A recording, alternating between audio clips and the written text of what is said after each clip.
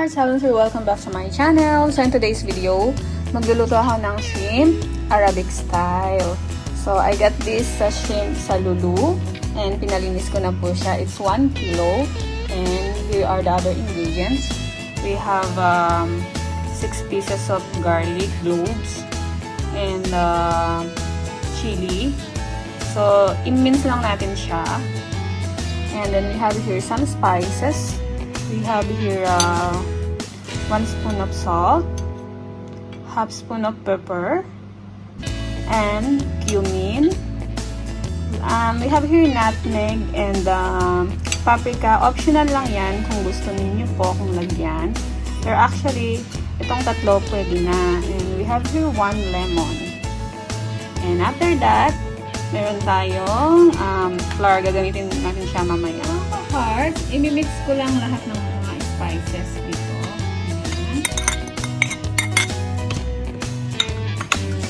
And then, malagay natin yung lemon.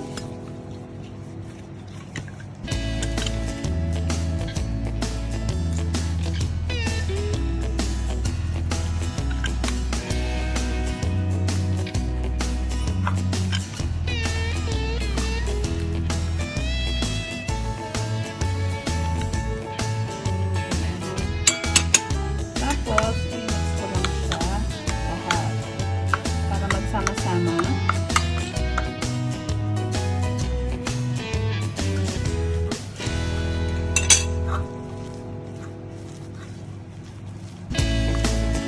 So, ayan, i-mix lang po natin siyang lahat and later, magsasama-samahin natin siya dito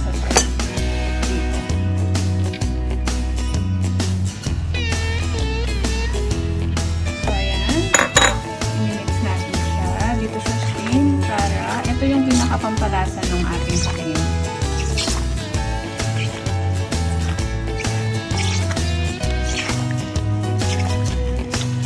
Kailangan mailagay natin lahat ng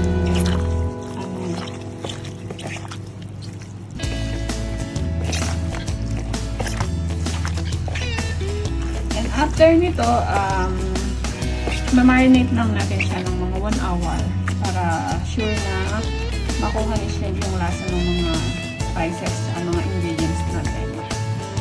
Moments later. So, ayan mga ka-heart, nilagay ko siya sa plastic tapos nilagay ko dito yung flour tapos para mas madaling makover niya lahat yung mga shrimp. And then, ipa-fry natin siya, deep fry. So, mga ka-hearts, ayan na yung mga shrimp na mix na siya sa flour. Mas madali yung pag-mix niya pag nasa loob siya ng plastic. Ialog-alog mo lang siya ng bonggang-bongga. Yan, covered na siya lahat ng flour. So, ready to fry na to for a deep fry. So, ayan mga ka-heart, kailangan mainit na ang ating oil. Tapos, i-low medium nyo lang siya. Pagka mainit na siya. And, i-deep fry na natin ang ating mga shrimp. Alam nyo, natitikman ko to lagi pag kumakain ako sa Arabic restaurant. So, para tipid, tayo na magluto sa bahay.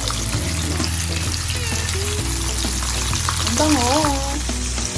So, ayan na siya. Okay na fry. Ito na yung first batch natin. Konti lang naman siya.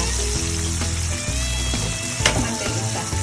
So, mga ka-hearts, meron din tayo ditong upol. Luluto din siya natin mamaya. Ito yung another side ng food natin. Kasi hindi tayo nagla-rice.